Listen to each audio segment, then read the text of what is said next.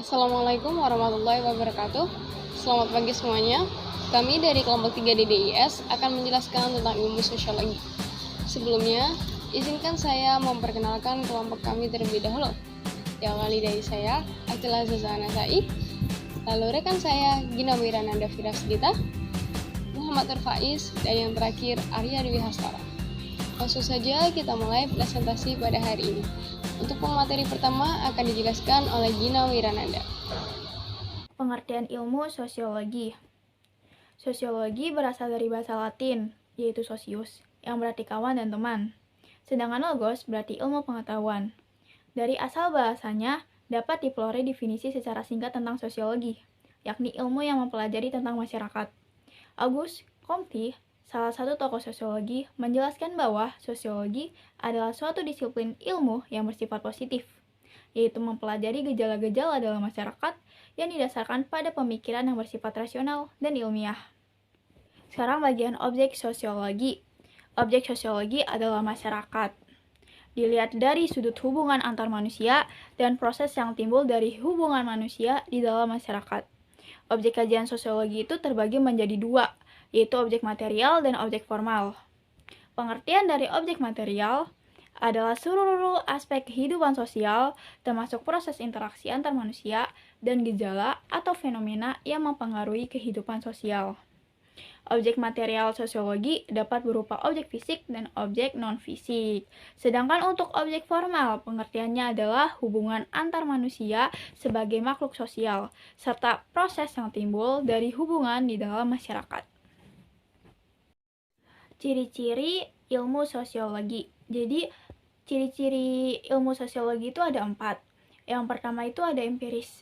Empiris itu didasarkan pada observasi dan akal sehat yang hasilnya tidak bersifat spekulatif atau menduga-duga. Empiris itu membutuhkan penelitian ilmiah untuk menguji kebenarannya. Lalu yang kedua itu teoritis. Pengertian teoritis adalah ilmu pengetahuan yang dibangun menjadi sebuah teori. Jadi sebelum menjadi sebuah teori, kita berusaha menyusun abstraksi dari hasil observasi yang konkret di lapangan. Dan abstraksi tersebut merupakan kerangka dari unsur-unsur yang tersusun secara logis dan bertujuan menjalankan hubungan sebab akibat sehingga menjadi sebuah teori. Ciri-ciri yang ketiga itu kumulatif. Kumulatif itu disusun atas dasar teori-teori yang sudah ada, kemudian diperbaiki, lalu diperluas hingga memperkuat teori yang lama. Sosiologi sifatnya itu dinamis sehingga tetap berkembang. Teori yang sudah ada itu bisa diperbaiki dan bisa diberi kritik. Teori dalam sosiologi ini bisa relevan dan mengikuti perkembangan zaman. Lalu yang terakhir, ciri-ciri ilmu sosiologi itu adalah non-etis. Non-etis yaitu pembahasan suatu masalah tidak mempersoalkan baik atau buruk masalah tersebut, tetapi lebih bertujuan untuk menjelaskan masalah tersebut secara mendalam. Selanjutnya yaitu struktur. Struktur terdiri dari fakta, konsep, generalisasi, dan teori. Saya akan menjelaskan fakta terlebih dahulu. Fakta ilmu sosiologi. Ilmu sosiologi ialah ilmu yang mempelajari tentang masyarakat terkait tindakan-tindakan sosial atau perilaku manusia. Hal tersebut didasarkan pada pengertian secara etimologi, yaitu sosios dan logos. Sosios berarti teman, dan logos berarti ilmu pengetahuan. Istilah tersebut bukan berarti bermakna mempelajari tentang ilmu teman, tapi mempelajari tentang hubungan antar individu dengan individu lainnya melalui interaksi dan tindakan sosial yang saling mempengaruhi. Selanjutnya yaitu konsep. Konsep terdiri dari masyarakat, peran, norma, sanksi, interaksi sosial, konflik sosial, perubahan sosial, permasalahan sosial. Pertama-tama, saya akan menjelaskan tentang masyarakat terlebih dahulu. Masyarakat, menurut Sukanto, ialah merupakan golongan besar ataupun kecil manusia yang bertalian secara golongan dan merupakan satu sistem sosial yang saling mempengaruhi. Secara kodrat, manusia sebagai makhluk sosial tidak dapat lepas dari saling mempengaruhi dan saling ketergantungan dengan manusia lain. Selanjutnya yaitu peran. Peran ialah keteraturan perilaku yang diharapkan dari individu. Dengan demikian, peran tidak dapat lepas dari status. Peran dapat dibedakan menjadi dua, yakni peran yang diberikan ascribe, contohnya anak dari gelar bangsawan karena keturunan, dan sebagainya. Dan selanjutnya yaitu peran yang diperoleh atau achieve, yakni peran pemulihan sementara yang merupakan peran yang diperoleh melalui prestasi seperti berbagai jenis pekerjaan atau profesi yang dimiliki seseorang. Selanjutnya yaitu norma. Setiap kelompok masyarakat pasti memiliki norma yang berfungsi sebagai pegangan untuk berperilaku secara benar, pantas, dan layak. Norma sifatnya subjektif karena dilahirkan dari sistem dalam masyarakat yang bersangkutan. Standar atau kode yang menjadi pemandu perilaku masyarakat itulah yang disebut norma. Selanjutnya yaitu sanksi. Sanksi pada hakikatnya merupakan rangsangan untuk menghindari atau melakukan sesuatu. Hingga saat ini, semua manusia masih meyakini sanksi sebagai salah satu cara yang efektif untuk mencegah sesuatu yang tidak diinginkan. Lalu selanjutnya interaksi sosial. Interaksi sosial adalah hubungan dan pengaruh timbal balik antara individu dan individu, individu dan kelompok individu, dan hubungan timbal balik antara kelompok individu dan kelompok individu yang lain. Selanjutnya yakni konflik sosial. Konflik sosial adalah pertentangan sosial yang bertujuan untuk menguasai atau menghancurkan pihak lain. Konflik dapat berdampak positif maupun negatif. Belajar dari konflik diharapkan manusia semakin bijaksana dengan melihat banyaknya dampak negatif dalam berkonflik. Selanjutnya yakni perubahan sosial. Istilah perubahan sosial biasanya ditambah dengan satu kata menjadi perubahan sosial budaya yang memiliki makna semua bentuk perubahan struktur sosial dan struktur budaya termasuk corak kebudayaannya. Penyebab terjadinya perubahan sosial adalah akibat adanya ketidaksesuaian dari antara unsur-unsur sosial budaya yang ada dengan unsur-unsur sosial budaya yang baru yang dianggap ideal. Perubahan sosial budaya bisa terjadi karena situasi alam, kependudukan, perubahan struktur sosial budaya, dan perubahan tata nilai atau sikap. Lalu selanjutnya yakni ada permasalahan sosial. Permasalahan sosial sifatnya mengandung makna pada suatu kondisi yang tidak diinginkan, tidak adil, berbahaya, ofensif, dan dapat mengancam kehidupan masyarakat. Segala sesuatu yang bersifat tidak diinginkan bisa menjadi salah satu permasalahan sosial. Selanjutnya yakni generalisasi. Sosiologi ialah ilmu yang mempelajari interaksi sosial, struktur sosial, dan proses-proses sosial, termasuk perubahan-perubahan sosial. Selanjutnya yakni teori. Teori terdiri dari teori tindakan sosial, teori sistem sosial, teori sosiologi klasik, dan juga teori sosiologi modern. Untuk pertama, saya akan menjelaskan tentang teori tindakan sosial terlebih dahulu. Teori tindakan sosial ialah teori yang mengkaji tentang motif dan perilaku dari seorang manusia. Pendekatan pemaknaan yang bersifat subjektif sehingga memungkinkan seseorang mampu memengaruhi dan menerima pengaruh orang lain. Dalam konteks motif para pelakunya, Weber membagi teori tindakan sosial menjadi 4 bagian, yakni tindakan tradisional, tindakan afektif, tindakan rasionalitas instrumental, dan tindakan rasionalitas nilai. Selanjutnya yakni teori sistem sosial. Sistem sosial diartikan sebagai interaksi antara sistem, struktur, institusi dasar dalam sosiologi yang diperlukan pelaksanaannya untuk memenuhi kebutuhan-kebutuhan dalam suatu sistem sosial. 4 fungsi penting teori sistem sosial. Parsons yakin bahwa ada 4 fungsi penting diperlukan dalam semua sistem, yaitu adaptation, goal attainment, integration, dan latency. Selanjutnya yakni teori sosiologi klasik.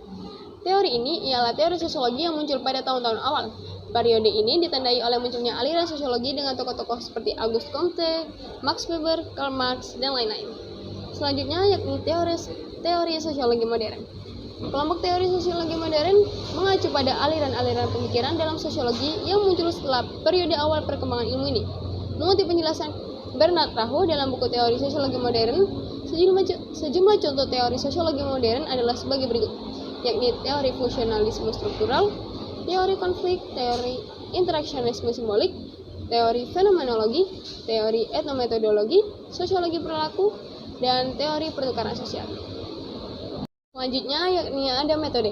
Metode yang digunakan dalam penelitian sosiologi tidak berupa seperangkat metode ilmiah tunggal.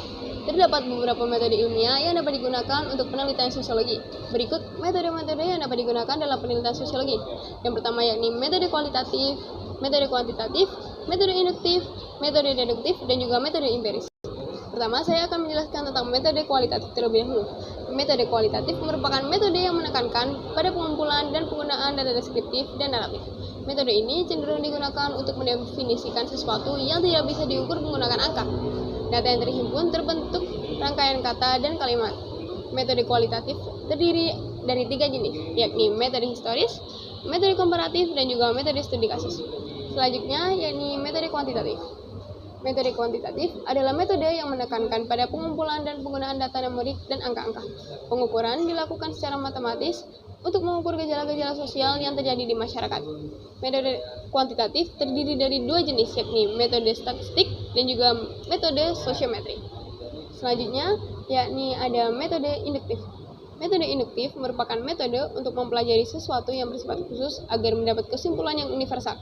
Dalam penelitian sosial, penerapannya dimulai dengan pencarian data lapangan. Selanjutnya diolah, dianalisis, hingga disimpulkan menjadi teori-teori yang umum. Pada penelitian induktif, gejala-gejala sosial yang khusus dan muncul di lapangan dirangkai sedemikian rupa hingga mencapai kesimpulan umum dan menghasilkan teori. Keempat, yakni metode deduktif. Metode deduktif merupakan metode untuk mempelajari sesuatu yang bersifat umum agar menghasilkan kesimpulan secara khusus. Dalam penelitian sosial, penerapannya dimulai dari teori yang dihimpun peneliti. Kemudian, teori tersebut digunakan sebagai panduan analisis data yang diperoleh di lapangan. Peneliti memiliki teori yang berasal dari penelitian sebelumnya, kemudian diuji dengan kondisi kenyataan di lapangan. Yang terakhir, yakni ada metode empiris. Metode empiris merupakan metode penelitian dengan fakta sebagai dasar mengumpulkan data. Dalam penelitian sosial, dilakukan pencarian data objektif di lapangan yang bersifat empiris, yang artinya berasal dari realitas di lapangan tanpa intervensi kepentingan peneliti. Peneliti sebagai manusia, dalam sosiologi memiliki kemampuan menginterpretasi realitas sesuai kepentingannya. Maka, metode empiris berupaya menjaga data agar steril dari kepentingan subjektif peneliti. Ya. Baik, terima kasih. Untuk selanjutnya, materi akan saya berikan ke rekan saya. Saya akan melanjutkan materi tentang hakikat kebenaran, varian ilmu sosiologi, dan hubungan ilmu sosiologi. Hakikat kebenaran. Kebenaran dalam sosiologi berdasarkan pada hasil pengamatan objektif dari para peneliti akan interaksi sosial yang terjadi di kehidupan manusia. Varian ilmu sosiologi, yaitu hal yang mendorong perkembangan cabang sosiologi adalah cakupan kajian sosiologi yang sangat luas. Di antara lain ada masalah manusia yang sangat kompleks dan selalu memiliki masalah sosial. Pada dasarnya, sosiologi dapat dibedakan menjadi dua, yaitu sosiologi secara umum dan sosiologi secara khusus. Sosiologi umum itu menyelidiki tentang gejala sosial secara umum, sedangkan sosiologi khusus yaitu pengkhususan dari sosiologi umum, yang menyelidiki suatu aspek kehidupan sosiologi kultural secara mendalam. Yang pertama itu sosiologi pendidikan. Sosiologi pendidikan adalah ilmu yang berusaha untuk mengetahui cara-cara mengendalikan proses pendidikan untuk mengembangkan kepribadian individu agar lebih baik. Kedua, sosiologi agama. Sosiologi agama mempelajari hubungan antara fenomena yang terjadi di dalam masyarakat dengan agamanya.